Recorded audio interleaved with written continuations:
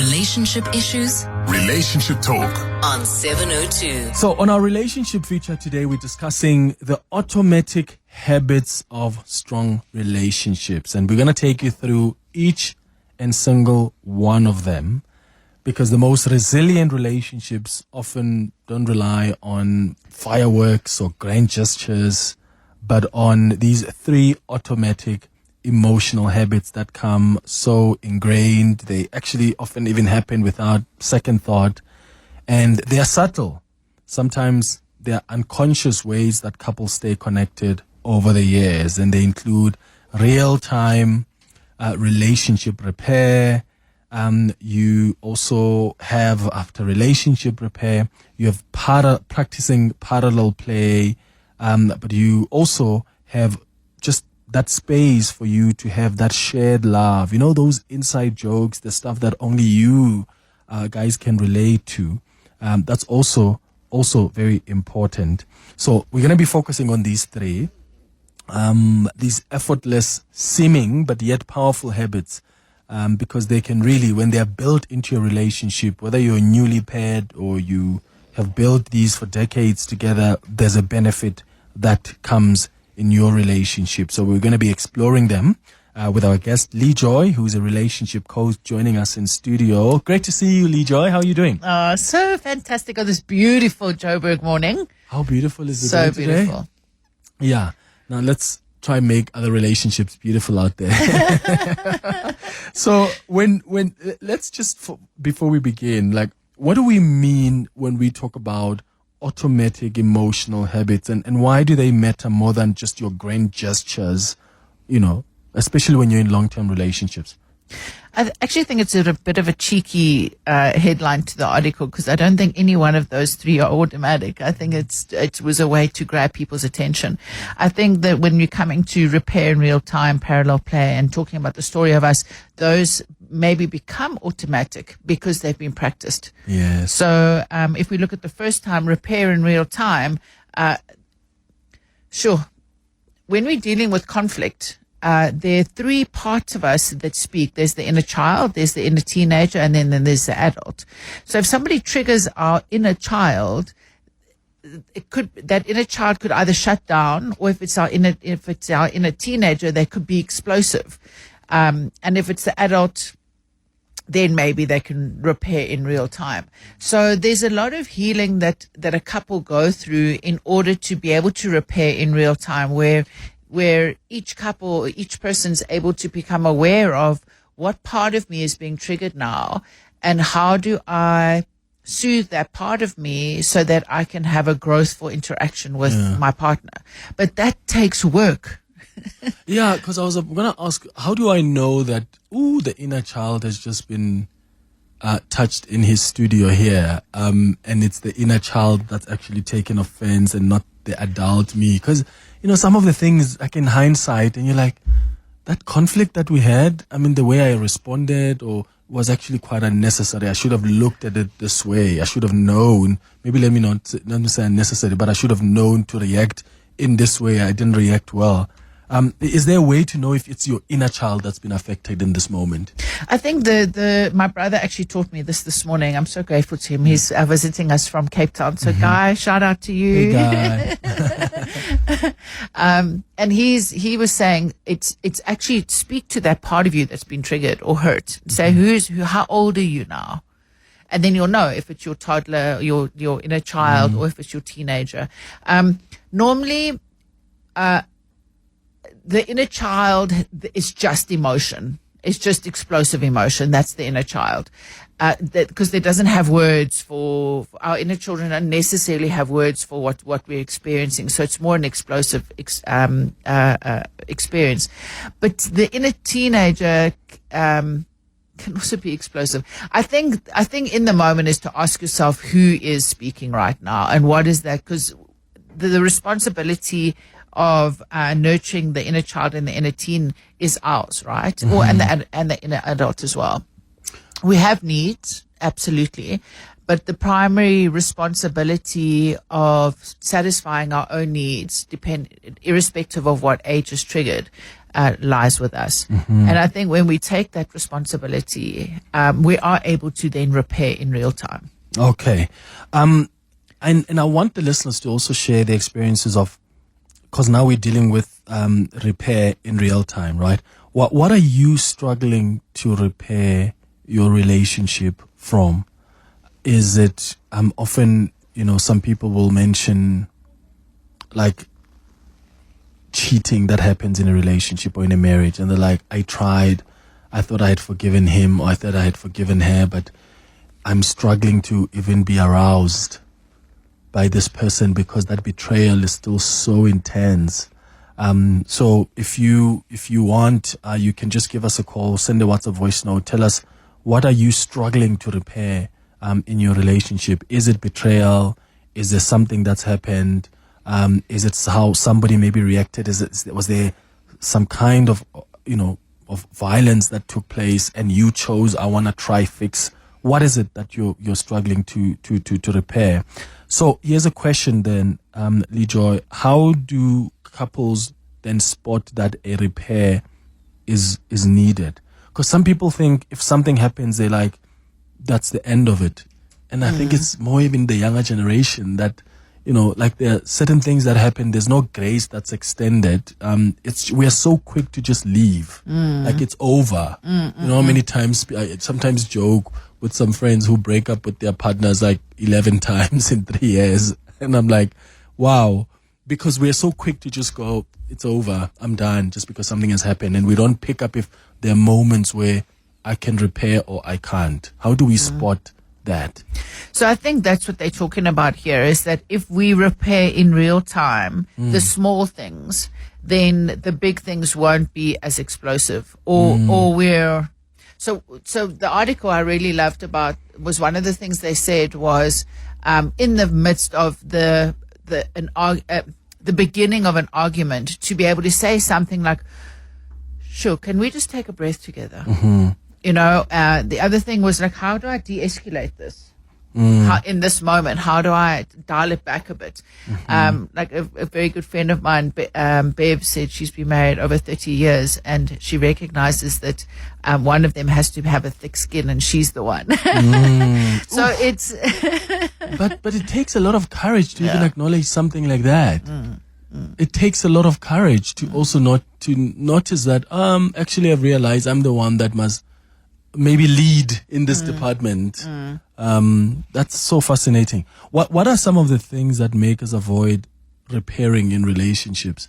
Because as you say, the avoidance, because some of the things are so small, honestly, Leigh Joy, that if you address them in that moment, that's going to help. But we let them fester, and then now it becomes a big thing. So there's I don't know if I have the answer, because I'm really smack bang in the middle of learning that. In my Bible study, we were doing James, we were studying James, where, we speak about, put a guard before your mouth. And I'm learning, and some of my clients are showing me, and we're learning together, that sometimes you do need to speak truth. Sometimes you do need to speak up. But it's how you do that. Is it in kindness, and is it in love? Is it to grow somebody and not to put them down? And when is it good just to keep quiet? But if you're going to keep quiet, you need to let it go, because otherwise, like you said, it festers, right? So I think what I'm trying to do in myself, and I always share so openly on radio because I want people to know that I'm in the trenches as well, whilst I work with people. In that, it's important to stand up for yourself, but sometimes it's not necessary to stand up for yourself, because it's such a small thing. It's not necessary. So that's one thing that I sometimes have reflected on. Like, I do feel that sometimes there are things that are being raised in relationships that I also think that that's not something we should be fighting over. I think there are certain things that you can just let pass, or you can just talk about it, but you don't sit someone down and says, hey, this thing happened and I feel like this all the time, because I think some of the things are just so, especially when you know the person. So would you advise that every time you feel offended or you feel that someone has done something that ticked you off the wrong way, even though you admit to yourself that maybe I'm overreacting here, should you still raise it? Yeah, it's such a tricky one because I think it's situational. Yeah, because you don't want the person to suppress their emotions, right? But you also don't want you to be having conflict about really unnecessary stuff that could easily be explained or resolved. So if you ask for my explanation, I can give you the explanation, as opposed to you having been offended already and you've concluded. So how do we balance the two so that Leigh Joy also is able to say, actually, I do want to tell you how you've made me feel, no matter how small this thing is? Yeah, I think it's a fine balance, because I think if we continually bringing up pain points or where we're being offended, I think the other person is going to land up feeling like not good enough and continually criticized. But on the other hand, if we don't bring it up to their attention and they don't change their behavior, it's just the cycle just keeps on going. So I think I know that when I'm tired or cranky, then my tolerance for other people's nonsense is reduced, dramatically reduced. I think the question is, does this really matter? In the long run, in a week, a month, a year, is this actually going to have, in the bigger scheme of things, is it really going to have an impact on my life? I think the other thing, when we get offended by other people, it's because our own boundaries, our own emotional boundaries aren't in place, because we're allowing somebody else's mood to dictate our feelings. And then we project that frustration onto the other person. Okay, fair, they've been rude or they've been judgmental or whatever they've been. But we get to decide whether we're going to absorb their mood and their frustration, or we're going to put a boundary down with ourselves and keep our own peace. I often hear people say, I just want peace. I just want serenity. But it's our responsibility to safeguard our own peace. Irrespective of somebody else, how they're behaving, we decide whether we're going to allow that behavior to impact us. Okay. Before I go to some calls now, I want to ask about, do you repair even if you weren't in the wrong? How do couples train themselves to prioritize connection over being right? Because I do feel sometimes in relationships, you're the only way sometimes people repair is if you actually acknowledge that you did something wrong and you must say sorry. And sometimes it's difficult to say sorry for something you didn't do, or something you didn't mean to. So do you apologize for how you've made the person feel? But what if the person takes the feelings to heart every time? For instance, I get irritated if I'm talking to you over the phone and you're not concentrating and you're on Instagram, because I can pick it up in the flow, right? Yeah. But in the bigger scheme of things, I'll raise that with you that, hey, just be aware of this. But I'm not going to come and say, you hurt me because I was talking to you, you're on Instagram, even though I felt some type of way. But I'm able to balance what matters most here. But some people want to come with that and they still want you to sit and say, okay, I'm so sorry that this happened, and then that's repairing for them. So how do we do that when someone is not in the wrong, so to speak? So let's use that example. How I would repair in that situation would be I feel like I'm losing you. Are you still there? Yeah. So that's a repair, right? That's because there's disconnection in your conversation. So repair doesn't necessarily mean you're in trouble. Why are and that's what they talk about repair in real time, is that you can come from the adult space. If you're going, you never listen to me, and whenever we speak, you're always on Instagram, that sounds more like the inner child for me. So if we can say, okay, wait, what is the inner child needing right now? Okay, the inner child needs to feel connected. Okay, Attention. I connect to the inner child, and by connecting to the inner child, I'm like, here, I love you, you're valuable. Then we're able to say, hey, should we pick this call up later? You sound busy. That's such a cool way to put it, as opposed to, how dare sitting you? with the frustration, right? Yeah. The other thing is often I see with my clients, I'm always the one that repairs. I'm always who initiates repair.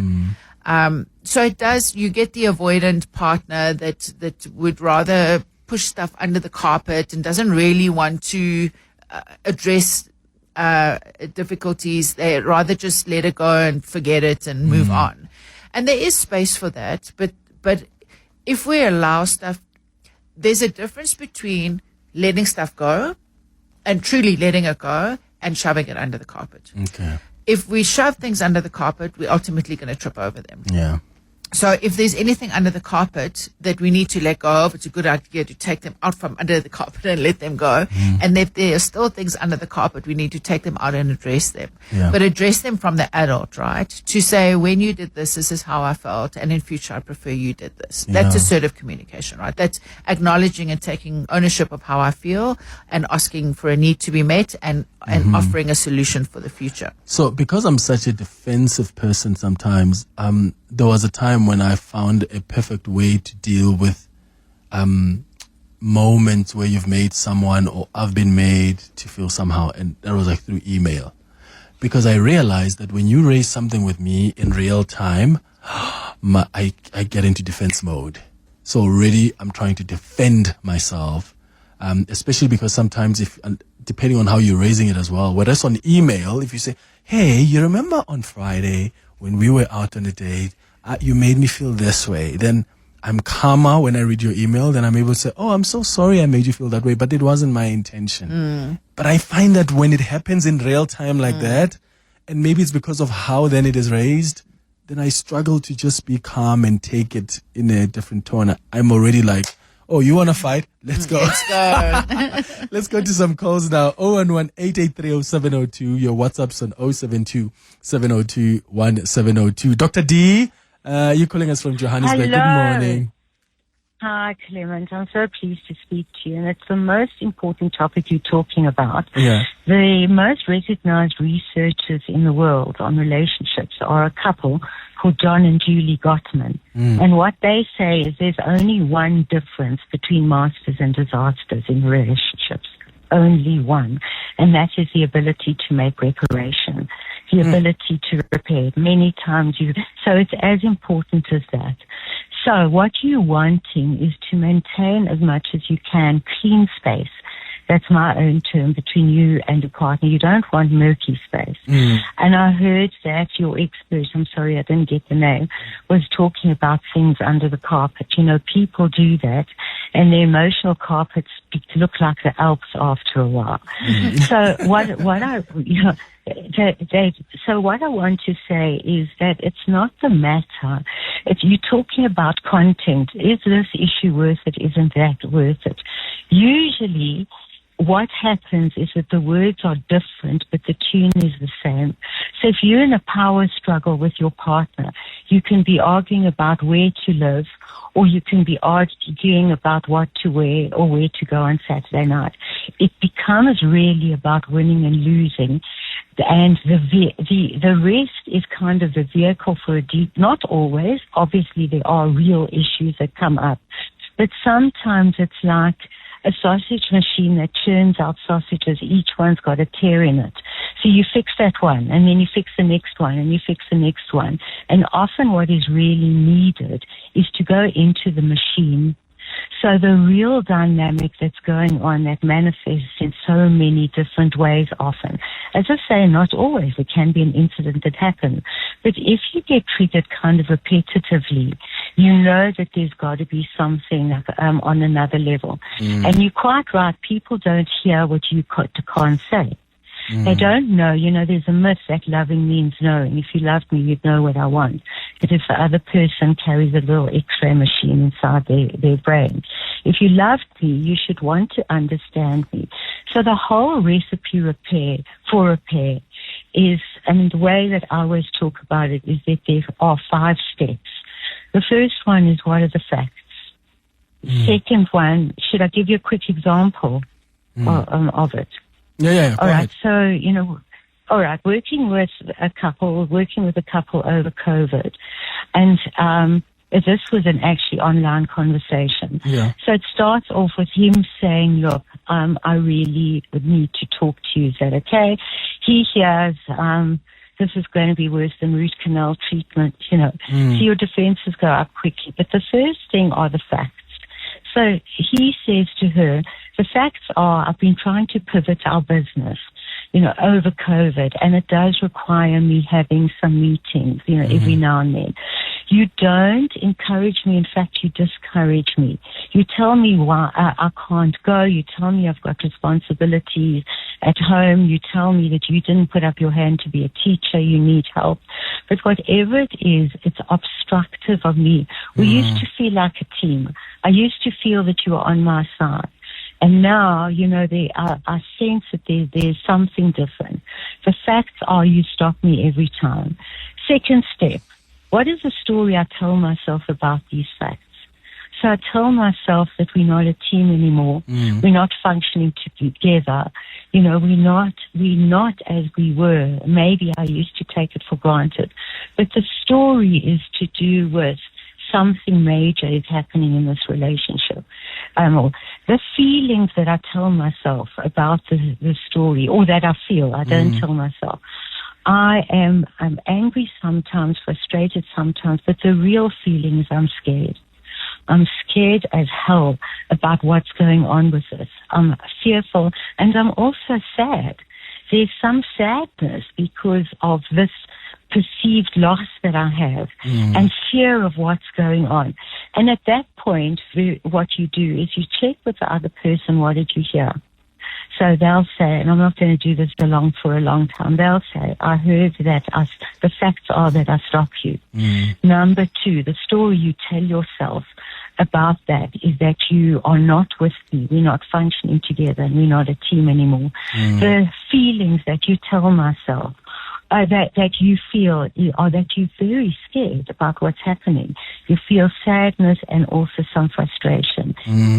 Yeah, and that's where I actually want to pick up. And thanks for that, Dr. D, for your call. And I wonder, Leigh Joy, how much of repairing or even raising issues has to do with the tone, because I think we also need to learn what tone are we using when we are addressing issues, for instance? Like, do you just go, to use that example, you're not taking your responsibilities seriously, you don't take the kids. Yes, I understand that you are trying to grow your business, but you are becoming a reckless father because you don't come to the school's plays, Or do you sit down and be more calmer in your approach and say, I really feel like let's find ways to work on this, considering your context that you are too busy right now.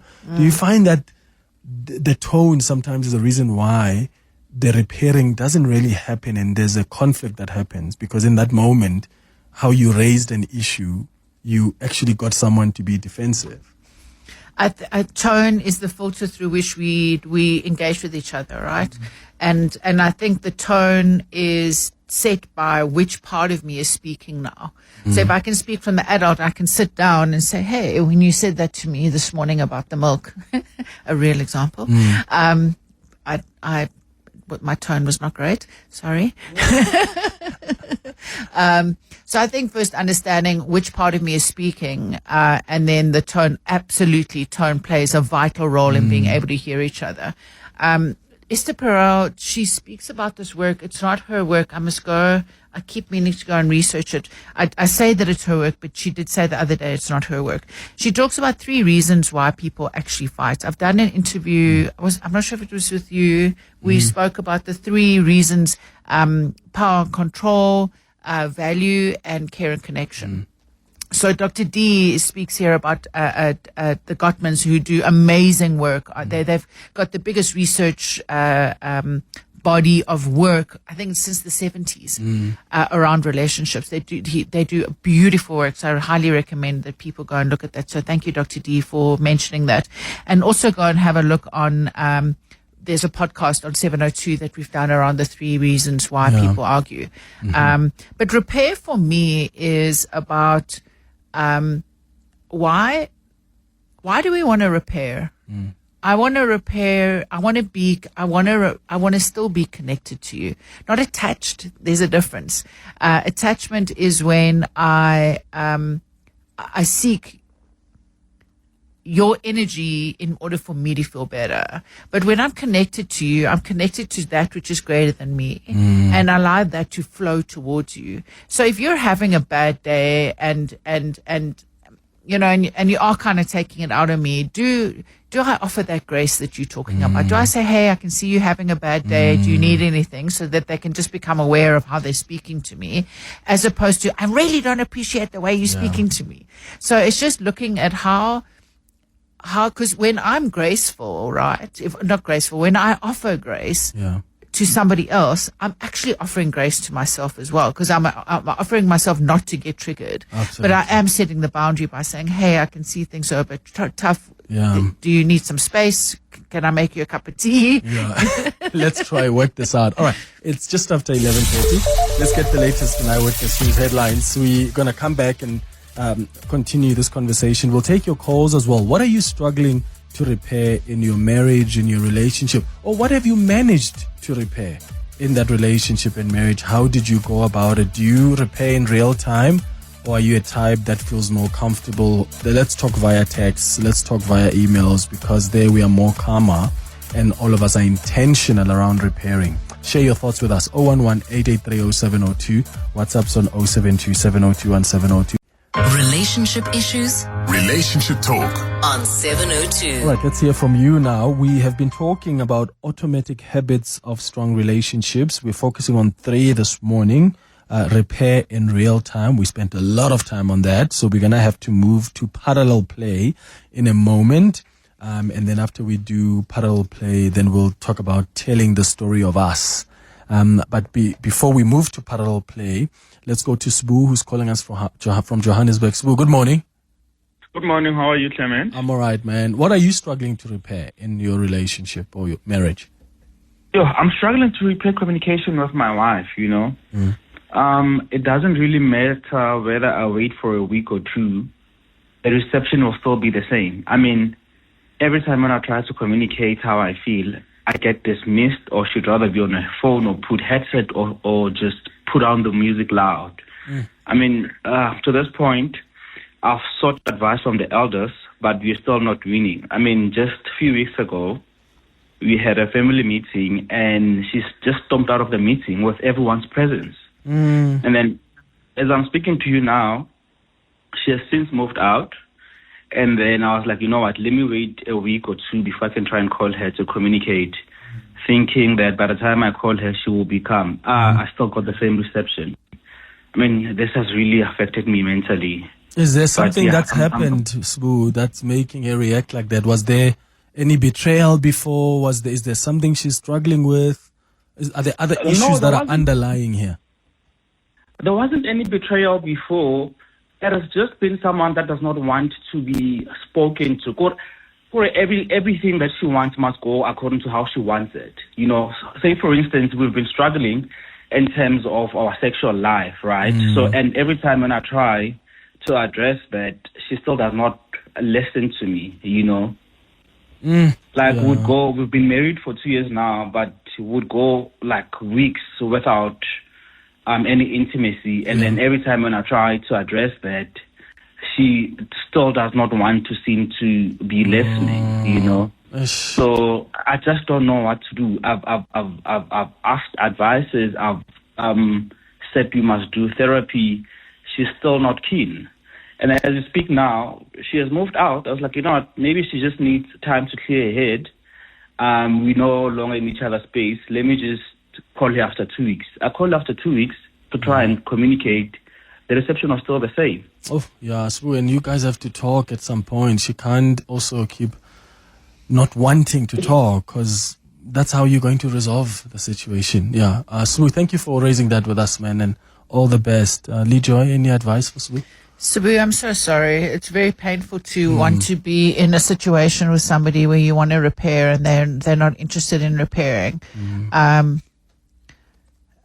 I guess there's also for your own sense of sanity and mental health, somebody who doesn't want to repair over a long period is also an answer, and I think that if she had to come to me if you guys had to come to me and she would say to me she doesn't want to talk to you and she's responding in the same way, I think that's an answer. I think it's Because the elders were there, and she's done. They've done all the processes. So, like from a cultural point of view, you've tried. Sabu has tried to say, let me wait for 2 weeks. Yeah, and it's still the same thing. I would move on. I would wish her love and peace and obviously she's struggling with something that she would probably do better to come to individual therapy to try and figure out what the emotional block is. But it definitely sounds to me like somebody who's stuck in a pattern that is really struggling. And unless she's going to get help with it, she's going to continue to bleed on you, Sabu. So, I don't often tell people to walk away, but I think in this situation, I would suggest maybe come and see me and let me see how I can help you to strengthen yourself and come back to a place of equilibrium. Because it can erode when another partner is hell bent on not understanding us and not showing up and not growing. It's not good for our sense of self. I mean, that's not gonna work. We have to talk at some point. Yeah, Sbu, all the best. I'm gonna put you back to the producers and we'll try link you up with Leigh Joy. Let's see. Please, all the best, brother. Okay, Leigh Joy, I want us to get to parallel play now. Can you imagine all this time we're talking about repairing? Because that's a big one.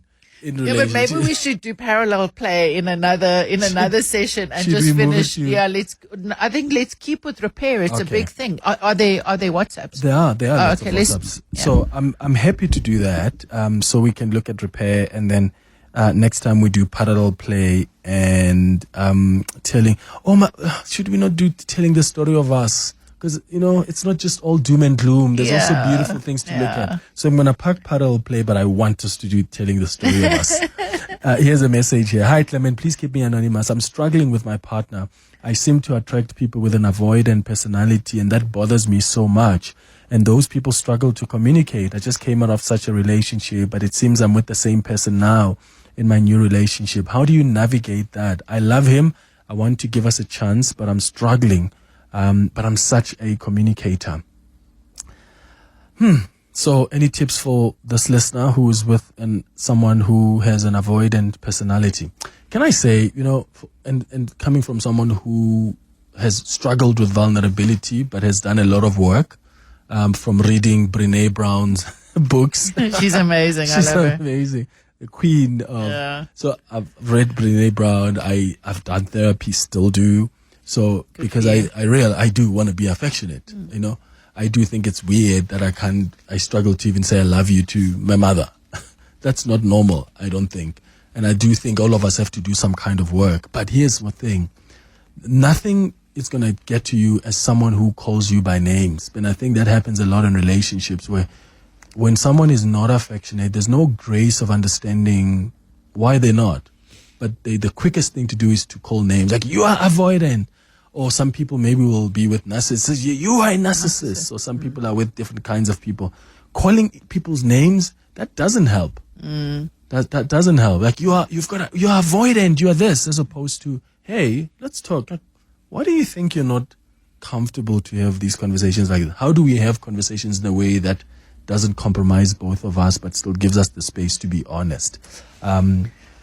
So what I found to work with avoidant people is to say to them, listen, can we have a sit down and have a chat? This is how I'm feeling.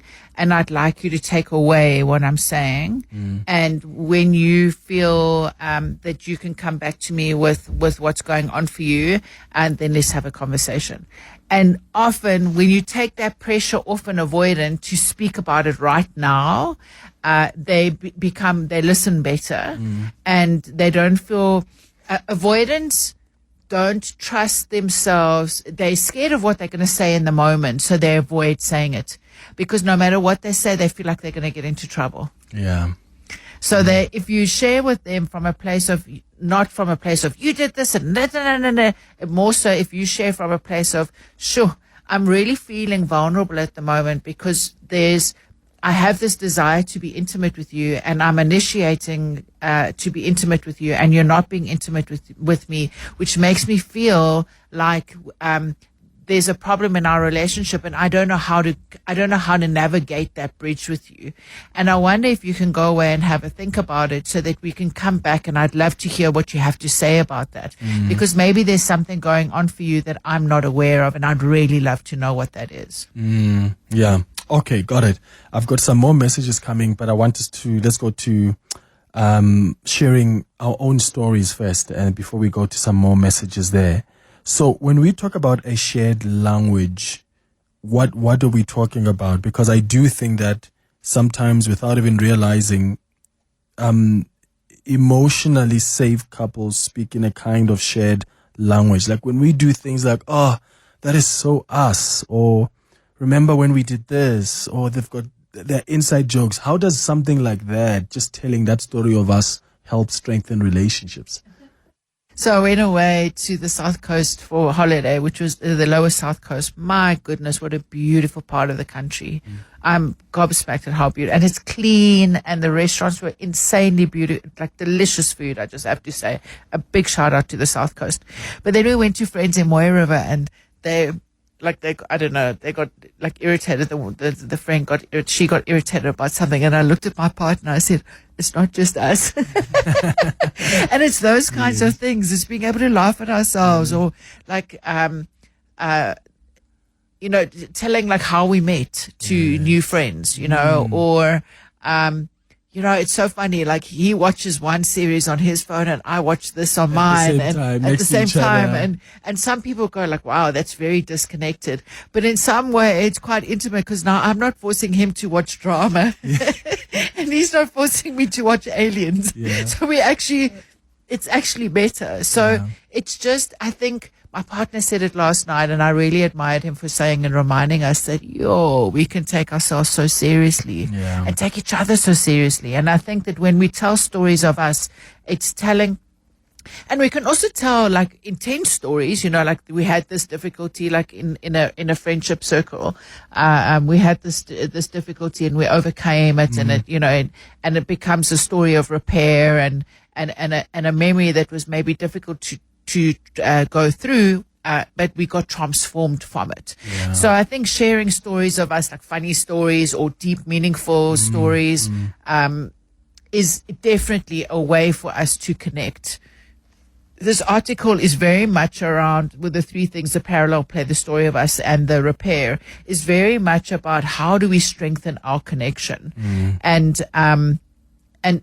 And so repair obviously is one of the most important, but I think also thinking back and like, is this thing like a big thing? And remember that memory of us, like I really remember, I love that, we've done that. We haven't done that for a while, or, share beautiful stories. Relationships are made up of so many things, and it's not just conflict that grows you, but it's also the wonderful stuff, the inside jokes, they're going back to, like, watch your videos together when you're on holiday, like 3 years ago, 6 months ago, whatever. Just share those wonderful stories. It's 8 minutes now before 12 o'clock.